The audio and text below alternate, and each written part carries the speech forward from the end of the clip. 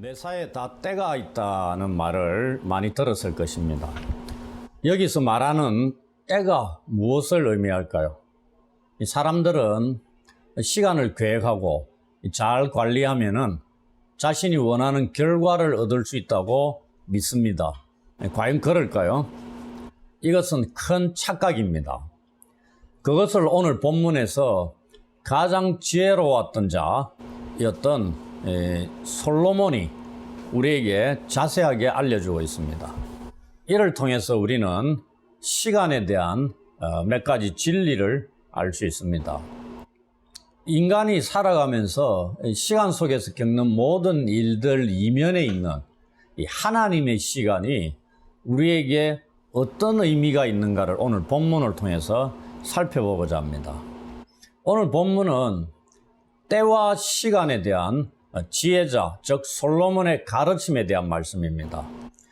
여기서 우리가 생각해 보아야 할 점은 우리가 생각하는 시간들을 넘어선 하나님의 시간이 있는데 과연 우리에게 이 하나님의 시간이 어떤 의미가 있는가 하는 것입니다. 우리가 이 세상에서 보내고 있는 일상생활의 시간 속에서 하나님을 어떻게 받아들여야 할지도 본문에서 제시하고 있습니다. 우리가 시간 속에서 날마다 경험하고 있는 희로애락이 우리에게 어떤 의미를 갖는가에 대해서도 알려주고 있습니다. 본문을 살펴보기 전에 본문의 구조에 대해서 먼저 간략하게 말씀을 드리겠습니다. 1절부터 9절하고 10절부터 15절을 나누어 생각할 수 있습니다. 1절부터 9절은 우리가 살아가는 데 있어서 시간을 형성하는 요소들에 대해서 말씀을 하고 있습니다. 우리가 겪는 일, 사건들에 대한 겁니다. 그리고 10절부터 15절은 그 시간이 신학적으로 어떤 의미가 있는가에 대한 해석에 대한 말씀입니다. 참고로 2절부터 8절에 보시면은 28가지의 일들이 쫙 나열되어 있습니다. 이 목록들이 어떠한 것인가는 본문을 통해서 우리가 살펴볼 건데요. 다 쌍으로 짝을 이루면서 언급을 하고 있습니다. 이 간략한 구조를 통해서 정리하고 넘어가고 싶은 것은 우리가 삶 속에서 일어나는 모든 일들은 그 사건이 발생하는 데 있어서 합당하고 타당한 시간이 있다는 겁니다. 이 시간이 적절하게 알맞게 운영되기 위해서는 하나님께서 그 상황들 중에 어떤 것이 이루어지도록 성취하셔야 한다는 겁니다. 그 모든 사건들이 그 속에서 진행되는 시간들은 이 창조주 하나님에게 속해 있기 때문입니다. 이제 1절을 보겠습니다.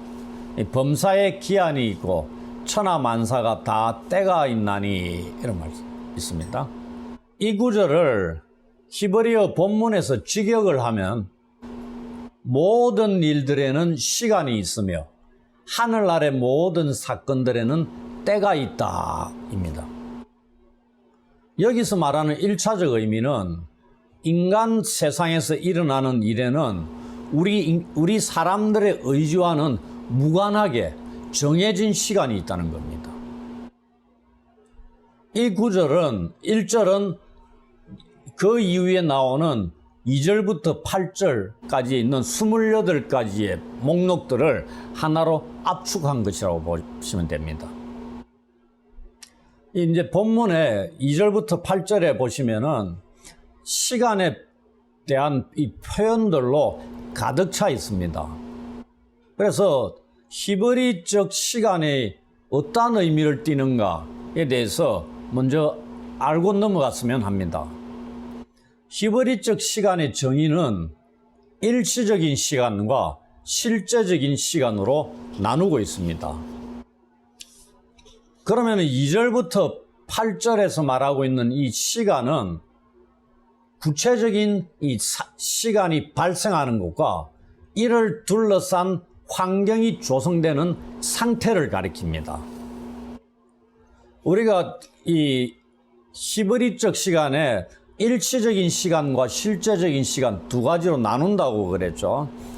일시적인 시간이라는 것은 간략하게 예를 들면 단 한 번의 유일한 시간. 오늘 저희가 예배하는 오후 2시, 8월 8일 오후 2시. 이런 게 단 한 번의 유일한 일시적인 시간입니다.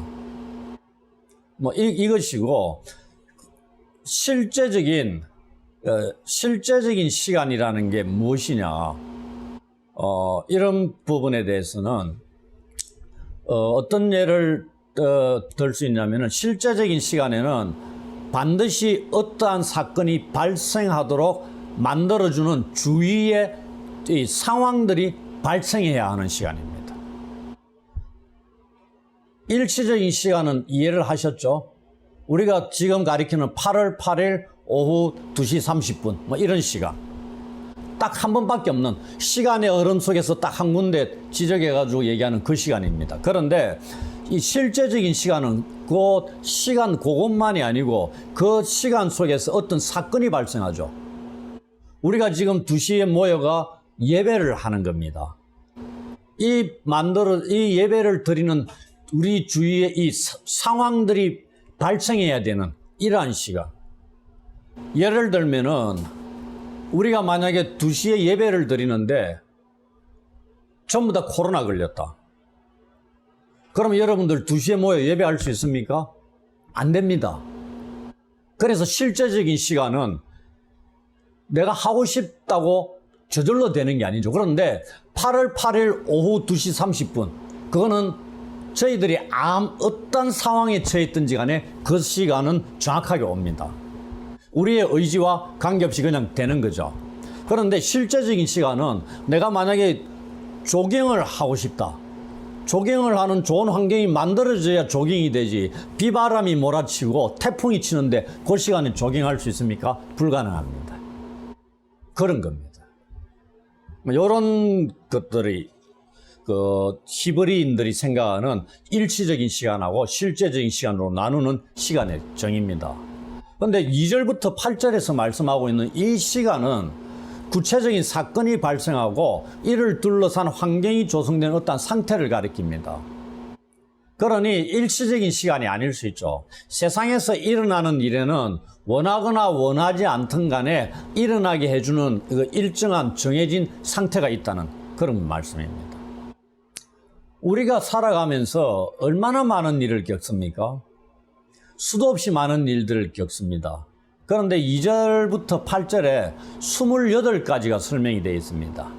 더 있을 수 있습니다. 그런데 28가지 정도로 우리가 1절에서 얘기했던 범사와 천하만사의 이러니 그걸 예로서 들고 있는 거고 그 안에 다 포함되는 것으로 솔로몬이 보았다 이 말입니다.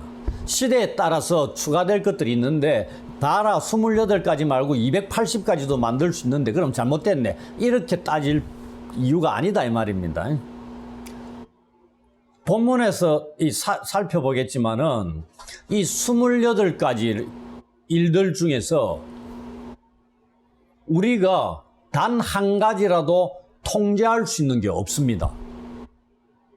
우리는 단지 그러한 일이나 사건의 과정 속에 속해가지고 그 일들을 겪으며 지날 수밖에 없는 존재다 이 말입니다. 그러한 내용들은 그 일을 전적으로 통제하시고 주관하시는 분이 계시는데 그분이 바로 하나님이시라는 사실을 우리에게 알려주고 있다는 말씀입니다. 28가지를 다 살펴볼 필요까지 없습니다.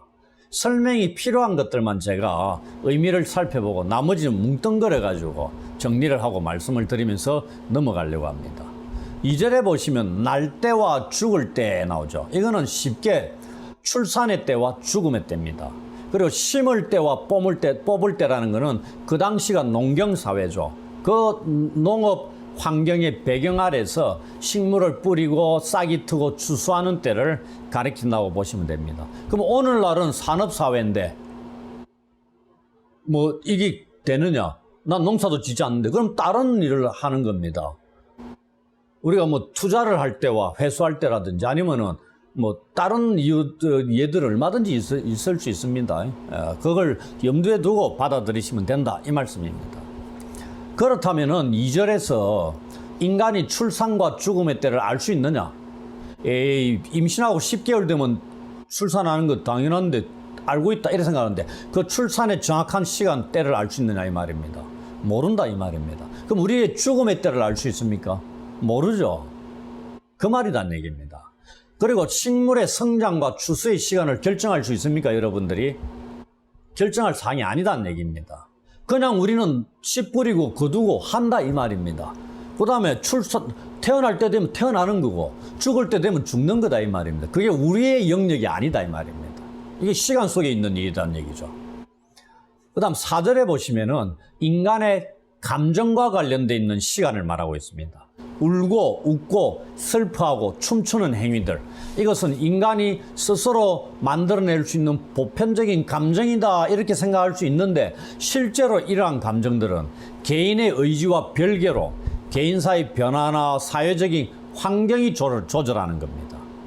한마디로 감정도 내 마음대로 어쩔 수 없다 이런 말 하죠. 당연한 거죠. 여러분들이 울고 싶을 때 웃고 울고 웃고 싶을 때 웃고 그 감정들을 여러분들이 컨트롤할 수 있습니까? 마음대로? 안 됩니다.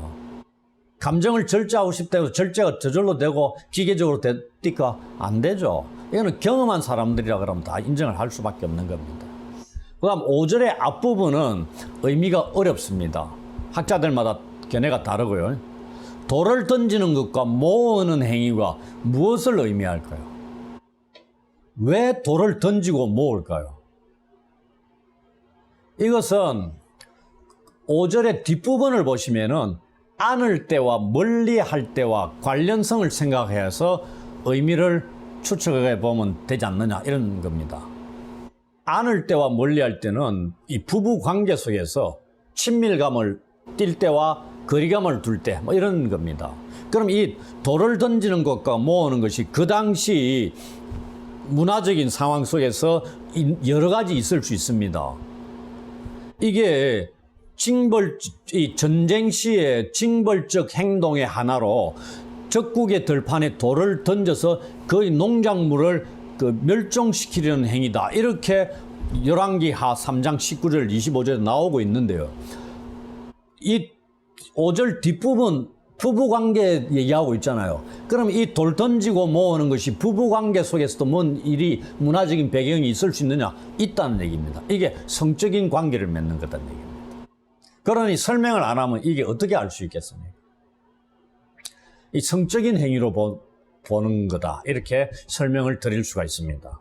그렇다면 이 5절이라는 얘기는 전체적으로 부부관계의 친밀도도 사람이 마음대로 조정할 수 있는 게 아니다는 얘기입니다. 그 나름의 시간이 있다 이 말입니다. 내가 임신하고 싶다고 막 임신한다고 관계를 맺는다고 저절로 임신이 됩니까? 안 되잖아요. 그런데 임신을 하기 싫고 조절을 하고 싶은데 털썩 임신이 되는 경우도 있고요. 뭐 그렇다는 얘기입니다. 이것도 뭐 당연히 경험해 보신 분들은 충분히 이해가 되실 겁니다. 6절에 잃다라는 단어의 의미를 단순히 잃어버린다는 의미로도 볼 수도 있는데 포기하다로 해석을 할 수도 있습니다. 그래서 이 6절의 한 구절은 찾음과 포기, 지킴과 던짐이 서로 평행을 이루고 있는 구절이다 이렇게 보시면 됩니다. 이게 뭐냐? 이 소유에 관한 문제가 문제에 인간이 영향을 미칠 수 있는 게 아니다. 그것은 거대한 하나님의 계획의 일부분이다. 그리고 인간에게 최상의 것이 주어지는 그 과정 속에 우리는 속해 있다. 이 정도란 얘기입니다. 찾고 포기하고 지키고 던지는 것 또한 소유 문제에 있어서도 하나님 손에 달려있다. 이 말입니다. 여기에도 나름의 적절한 시간, 이게 뭐죠? 하나님의 시간이 있다는 얘기입니다.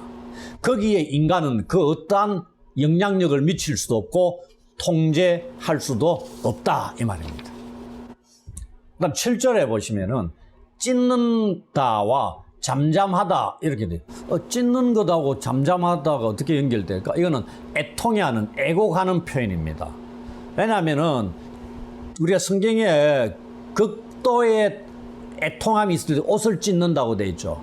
그럼 찢고 난 뒤에 그 애통의 시간이 끝나면 뭐 하겠어요? 찢은 옷을 꿰매는 겁니다. 그 얘기거든요, 지금. 버리는 게 아니고요. 옷이야 다시 사면 되지 뭐 이래가 이게 아니고, 찢는 것과 잠잠하고 이런 이후에 꿰매고 이런 것들은 통곡을 하고 난 뒤에 내가 너무 고통이 심해 옷을 찢었는데 그 다음에 그 과정이 끝나면 옷을 다 꿰매가 다시 입는다. 이 과정을 말씀을 하고 있는 것 보시면 됩니다. 그러니까 죽음과 관련돼 있는 애곡의 상황에 어울리는 표현이라는 얘기입니다. 이러한 상황에서 인간이 눈물을 흘리며 애통하는 시기와 이를 멈추어야 하는 시기, 여러분들 인간이 자유자재로 통제할 수 있습니까? 불가능합니다. 장례식장에 가보십시오. 울어야 할 때 울고 웃어야 할 때 웃고 자유자재로 감정을 컨트롤할 수 있습니까? 안 되죠. 그것 또한 하나님의 통제하에 있는 어떤 과정 속에 있다, 이 말씀입니다. 이러한 28가지 내용들 다 살펴보진 않았지만은 이러한 것들을 통해서 우리가 알 수 있는 게 뭐냐면은 시간의 흐름 속에서 겪는 인간만사, 천하만사 모든 일들 속에서 인간은 그것을 알고 통제할 수 있다고 생각하면서 대응은 하고 있는데 실제로 그러한 일들을 우리는 알 수 없다, 통제할 수도 없는 무기력한 존재라는 걸 알려주고 있다, 이 말입니다. 사람이 겪는 온갖 일들의 때와 기한은 하나님만이 아시고 통제하실 수 있다는 것입니다. 이러한 28가지 목록은 우리가 살아가면서 끝없이 반복됩니다. 그리고 어떤 흐름을 보여주지만 그 안에 우리가 원하는 진정한 성취는 없다, 이 말입니다. 많은 행위들을 위한 시간만이 존재한다는 사실을 우리한테 알려주는 겁니다. 그래서 전도자가 1장부터 뭘 얘기하죠? 헛되고 헛되니 모든 것이 헛되도다. 이 모든 것이 우리가 세상에서 행하는 모든 수고에 무슨 유익이 있느냐, 이런 얘기들을 하는 겁니다. 이러한 것들을 배경을 안고 있는 겁니다. 그러나 진짜 헛되고 모든 것이 헛되니 우리가 아무런 삶의 의미가 없겠느냐, 삶에 대해서 염세주의적이고 이런 생각을 솔로몬이 갖고 우리에게 말씀을 하고 있느냐, 그것은 아니다는 얘기죠. 이제 9절을 보시면은 2절부터 8절에 걸쳐서 28가지의 시간과 관련된 목록들을 설명하고 난 이후에 결론적으로 평가를 내리고 있는 말씀이 나옵니다. 일하는 자가 그의 수고로 말미암아 무슨 이익이 있으랴. 여기서 일하는 자, 이 히브리어로 아멜이라는 용어인데요. 이거는 뭐냐면은 2절부터 8절에 28가지의 삶의 다양한 일들 속에서 인간이 지고 사는 참혹함에 대해서 얘기합니다. 그리고 무거운 삶의 짐을 지고 있는 존재라는 의미가 담겨 있는 게 일하는 자입니다. 에덴 동산에 인간이 타락하고 쫓겨나면서 지워진 징벌 중에 하나가 뭐죠? 노동 아닙니까? 이마에 땀을 흘려야 존재할 수 있다는 겁니다. 여기서도 그대로 드러나는 거죠. 삶의 무거운 짐을 진 자를 일하는 자로 표현하고 있다는 얘기입니다. 사람들이 살아가면서 행하는 모든 수고, 즉 인간의 노동, 인간의 생사, 소유, 감정, 관계, 전쟁, 평화와 같은 것들은 결국 본질적으로 인간에게 아무런 이익이 되지 않는다, 이렇게 말씀하고 있는 겁니다. 이유가 무엇일까요? 이런 것들이 성취는 없고 끝없이 반복된다 그랬죠. 다람쥐 쳇바퀴 돌듯이 의미 없이 반복되는 일들이 계속되는 가운데서 그것들의 성취의 시간을 인간이 통제할 수 없기 때문입니다.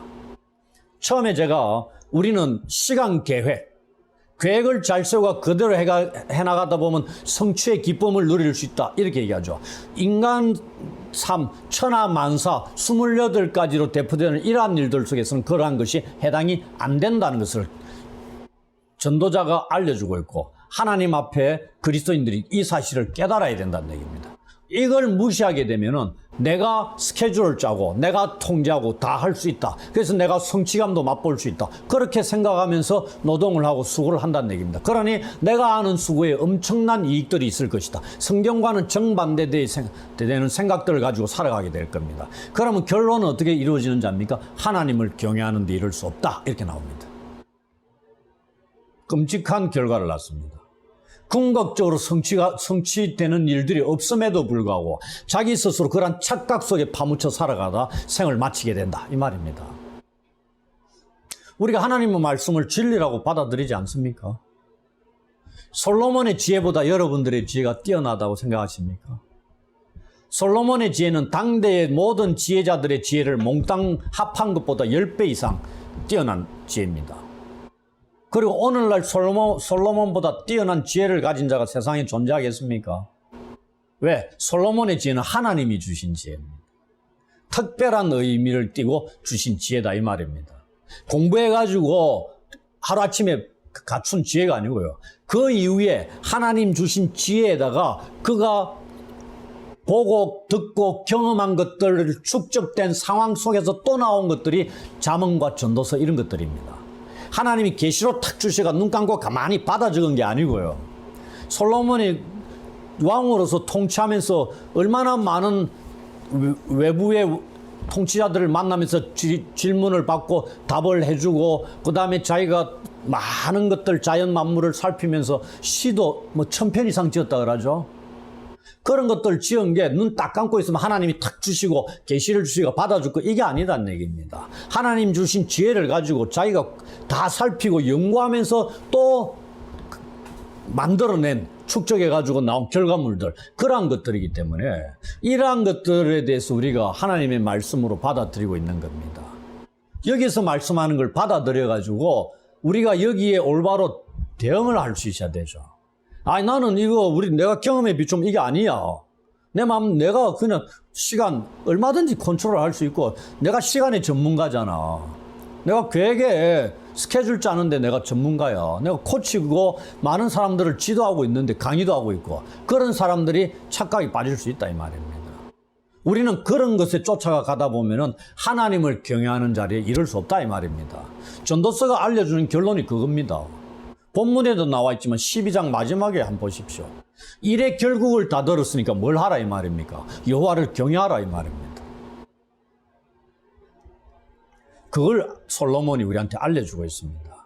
이제 10절부터 15절에 시간에 대해서 해석을 합니다. 신학적으로. 그리고 인간의 수고가 왜 무익한가에 대한 그 이유를 쭉 나열해주고 있는 겁니다. 10절 보시면은 인간이 이 세상에서 행하는 노동의 특성에 대해서 말씀하고 있습니다. 하나님이 인생들에게 노고를 주사 애쓰게 하신 것을 내가 보았노라. 솔로몬이 직접 보았습니다. 그것에 대해서 얘기하는 겁니다. 솔로몬은 위에서 나열한 이 28가지의 목록이 하나님께서 인생들에게 주셔서 애쓰게 하신 노고라는 것을 보았다는 얘기입니다. 왕으로 통치하면서 백성들이 행하는 모든 일들을 다 살펴본 거죠. 그것이 결론이 뭐다? 하나님께서 인생들에게 주셔서 애쓰게 하신 노고다 이 말입니다. 딱 한마디로 얼마나 멋들어지게 정의를 내립니까? 솔로몬이기 때문에 가능한 거다는 얘기입니다. 그걸 자신이 보았다 얘기합니다. 이거는 누군가에 의해서 전해 들은 게 아닙니다. 책을 보고 읽어서 공부해가 깨달은 게 아니고요. 직접 체험적으로 알게 된 것이라고 말씀하고 있습니다. 여기서 인간이 시간 속에서 행하는 노동은 하나님이 지게 하신 삶의 짐과 같은 것임을 알 수 있습니다. 그건 우리가 아담과 하와를 통해서 확인할 수 있는 거죠. 그러니 아무런 유익이 없다. 근데 진짜 대안이 없느냐? 솔로몬이 대안을 제시 안 하셨을까요? 그거는 우리가 대안도 찾을 수 있습니다. 오늘 본문에서. 그러니 희망이 있다 이 말입니다. 11절에 보시면은 인간의 무지에 대한 깨달음에 대해서 말씀합니다. 11절에서 인간이 시간 속에서 겪는 일들 28가지로 대표되는 천하만사, 이 범사, 여기에 대해서 우리는 철저히 무지하다는 걸 알려줍니다. 이 구절을 11절을 히브리어 본문에서 다시 옮겨보면요. 그는 그의 시간에 그는 여호와 하나님이십니다. 그의 시간에 모든 것들을 적합하게 하셨고 인간의 마음에 영혼에 대한 감각을 주셨다. 우리 영혼을 사모하는 마음이 아니고요. 시작부터 마지막까지 하나님이 행하신 성취를 인간이 찾을 수 없는 결핍 속에 내버려 두셨다입니다. 이런 의미를 담고 있는 겁니다.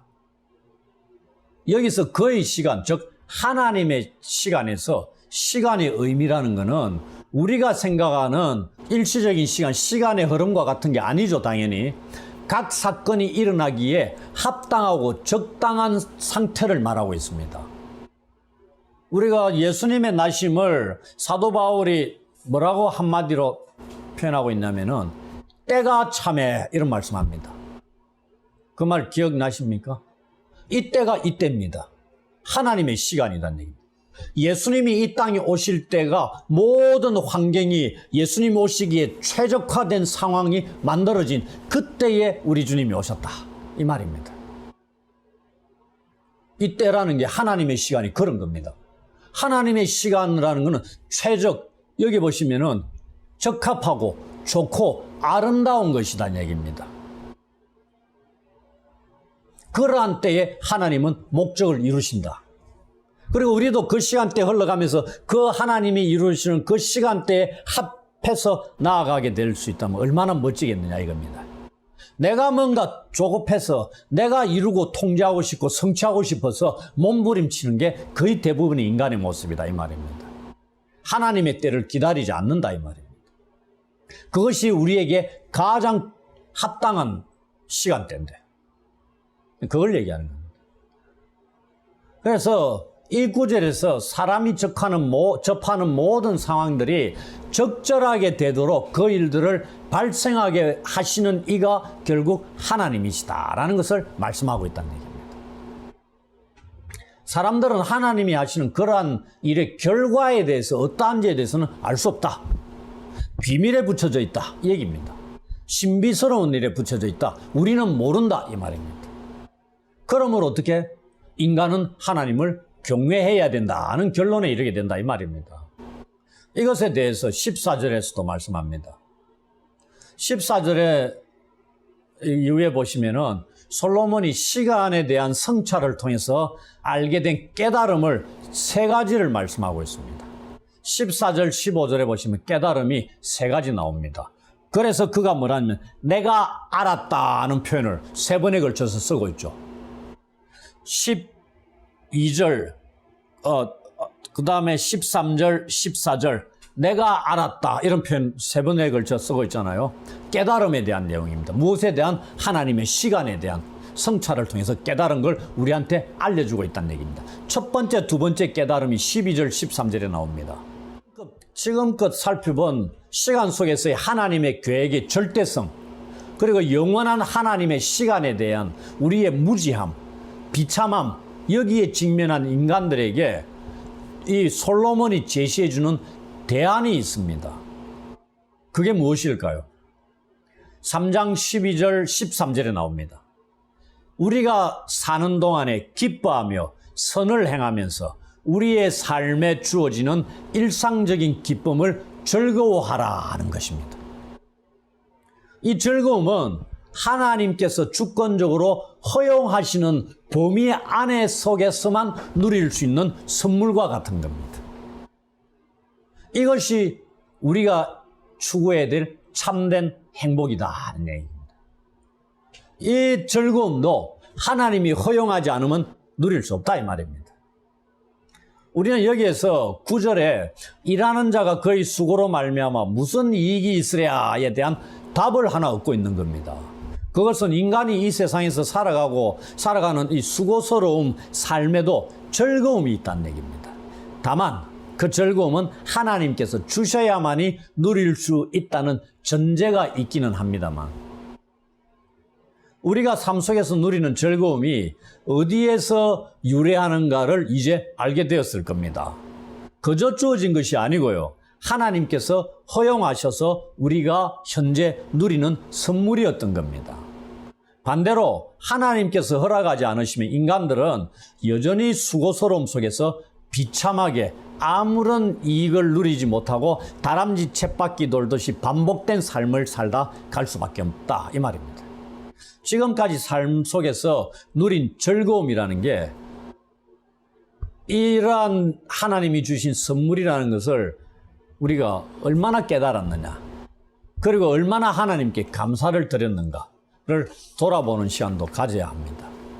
세 번째 깨달음이 14, 15절에 나옵니다. 하나님이 행하시는 일의 특성이 뭐냐면은 인간이 행하는 시간 속에서 이런 일은 뭐요? 일시적인 겁니다. 반복되는 거고. 근데 하나님의 일은 뭐냐?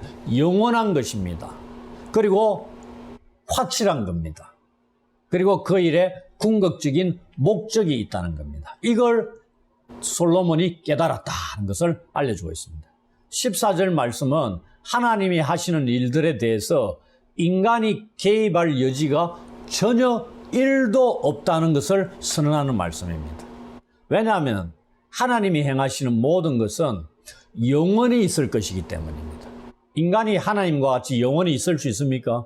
안 되잖아요. 그래서 이와 같은 하나님의 행위에 변하지 않는 영원하고 불변한 이 일의 목적이 뭐냐면은 인간이 하나님을 경외하게 하기 위함입니다 라고 되어 있죠. 여기서 경외하다는 것, 우리가 공경하고 존경하는 것을 포함한 것뿐만 아니라 우리가 하나님 앞에 서 있을 때 뭘 또 우선 느끼죠? 두려움, 이겁니다. 경외한다는 것은 히브리어로 야레인데 두려워하다는 겁니다. 그게 앞선다는 얘기입니다. 그리고 15절, 이 15절의 이 마지막 구절이 뭐라고 되어 있냐면은 하나님은 이미 지난 것을 다시 찾으시느니라 는 구절이 있습니다. 조금 어렵죠. 하나님은 이미 지난 것을 다시 찾으신다. 이게 무슨 말씀이냐? 이 구절을 직역하면은 하나님은 추구되어져 온 것들을 찾으신다입니다. 뭐 직역해도 어렵죠. 그럼 추구되는 것이 뭐냐를 알면 되겠죠.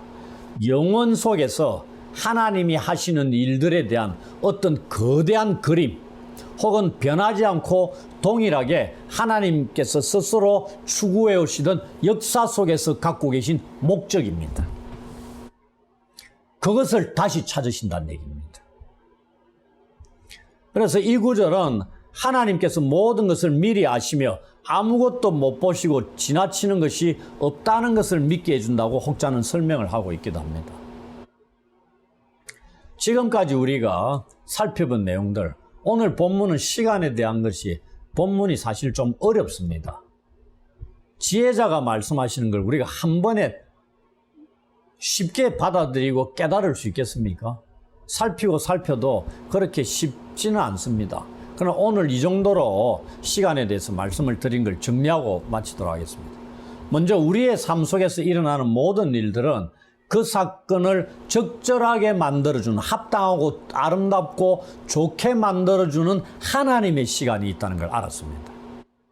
28가지 다양한 사건이 발생하는 시간들은 우리 인간의 의지와는 무관하고 우리가 통제할 수도 없다는 걸 알게 되었습니다. 하나님을 의지해야 된다는 얘기입니다. 경외해야 된다는 것이죠. 다음으로 이러한 일들에서 만나는 환경과 상황의 통제권을 인간이 갖고 있지 않다는 것입니다. 대신에 인간의 행위들이 발생하는 이 상황과 사건들은 전체적인 하나님의 시간의 완전한 그림 속에서 전체에 적합해지도록 합당하게 되도록 사건들이 일어난다는 것입니다. 하나님의 주권에 대해서 말씀하고 있는 것이죠. 아무리 인간이 날고 긴다 하더라도 거기에 일말의 영향력을 끼칠 수 없다 이 말입니다. 만약에 하나님의 큰 그림 속에 인간이 영향을 미친다 생각해 보십시오. 어떻게 되겠습니까? 얼마나 교만해지겠어요. 그런 얘기를 하고 있는 겁니다. 또 인간이 생각하는 적절한 시기와 실제 사건이 발생하는 시기가 분리되고 있는 겁니다. 우리 뜻대로 되는 게 없다 이 말입니다. 그 시점은 철저히 인간에게 비밀에 붙여져 있다는 겁니다. 사람들은 항상 계획을 세우고 그것을 성취하려고 노력은 합니다. 그러나 그것이 자기 자신들에게 어떤 결과를 가져올지 정확하게 알지 못합니다. 그리고 실제로 계획한 바가 온전히 성취되는 경우도 잘 없습니다. 계획대로 다 된다면 뭘 못하겠습니까? 안 되니까 또 계획을 세우는 겁니다. 안 되니까 더 좋은 계획을 세우는 자의 도움을 받습니다. 더 전문가적인 책이나 세미나나 이런 걸 통해서 또 도움을 받기도 하고요. 안 되니까 뭐 그런 겁니다. 근데 우리는 그런 데 쫓아다니면서 세월들을 보내서는 이제는 지혜롭지 못하다는 걸 알아야 된다는 얘기입니다. 결론적으로 범사의 기한이 있고 천하만사에 다 때가 있지만 그 때와 기한은 우리의 통제권 안에 있는 것이 아니라 하나님의 주권 아래 있음을 알아야 된다는 얘기입니다. 그리고 하나님께서 우리의 삶에 선물로 주시는 이 일상적 기쁨을 즐거워하면서 살아가야 할 겁니다. 이게 얼마나 소중한가를 알아야 되는 겁니다. 돈으로 즐거움을 살 수 있다, 행복을 누릴 수 있다, 이런 생각하게 되면은 이 말씀이 귀에 들어오지 않죠. 때를 따라 아름답고 좋게 하시는 이 하나님의 시간을 알고 하나님을 경외하면서 하나님의 말씀을 지켜 행하는, 그리고 하나님의 백성에 걸맞는 본분, 전도서 12장 13절, 이 전도서 전체의 핵심이죠. 별과 같은 말씀입니다.